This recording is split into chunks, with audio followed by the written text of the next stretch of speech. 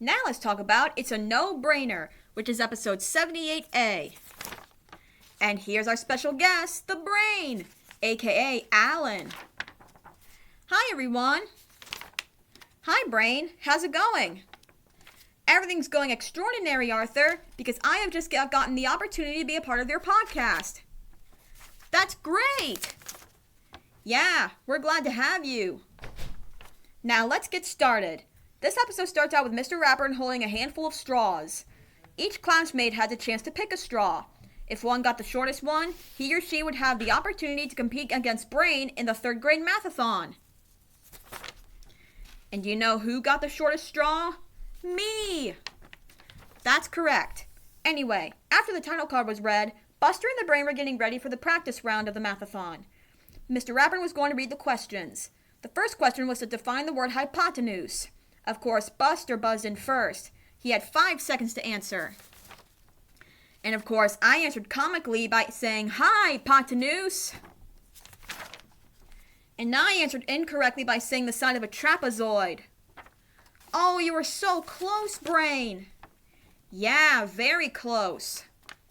The correct answer was the side of a triangle. Brain was disappointed and stressed out that he couldn't get that answer right.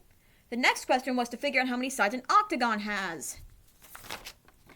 I answered correctly that an octagon has 8 sides. You said arms at first. That's because I watched Attack of the Octopus people. I see.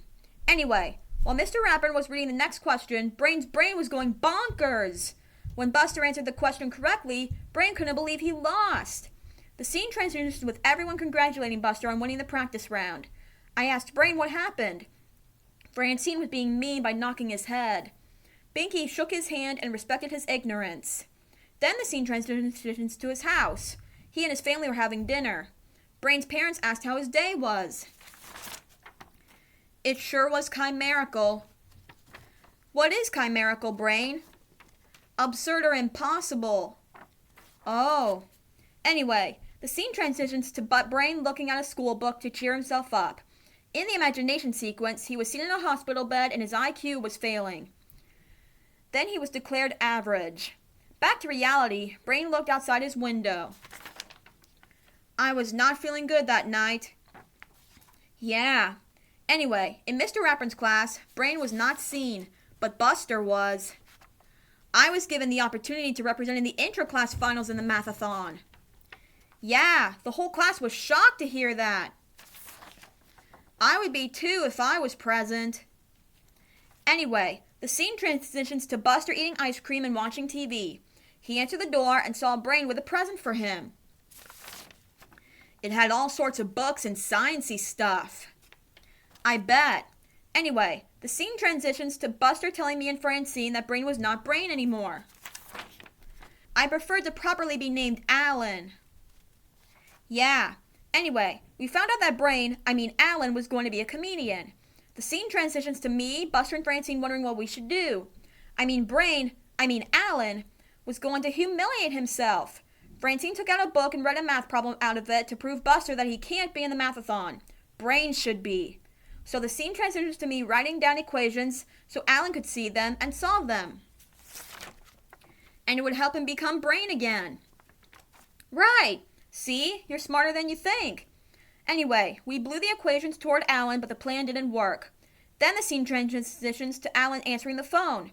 It was me on the other end. I tried to tell him a problem to solve, but he hung up. So then the scene transitions to DW in a disguise. She told Alan a problem. But Alan wanted everyone to accept the truth that he was an idiot. Then a math book was dropped to the ground. Buster picked it up. It's a prop. Sure it was, Alan. Arthur, you don't have to call me Alan anymore. We're almost at the end of the episode. Oh, right. So Brain, took off part of his silly costume and declared that he was going to do the mathathon no matter how scary it was. So the scene transitions to Brain on stage with 2 other contestants. Mr. Haney's first question for the contestants was to define pi. And guess what? Brain answered correctly. Then Brain's brain and Buster's brain talked on the phone. Buster's brain wondered how Brain's brain got the number. And that's how the episode ends. Wow, Arthur, your story was entirely accurate. Much obliged, Brain. He taught me that. Well, Brain, thanks for coming on the show. My pleasure.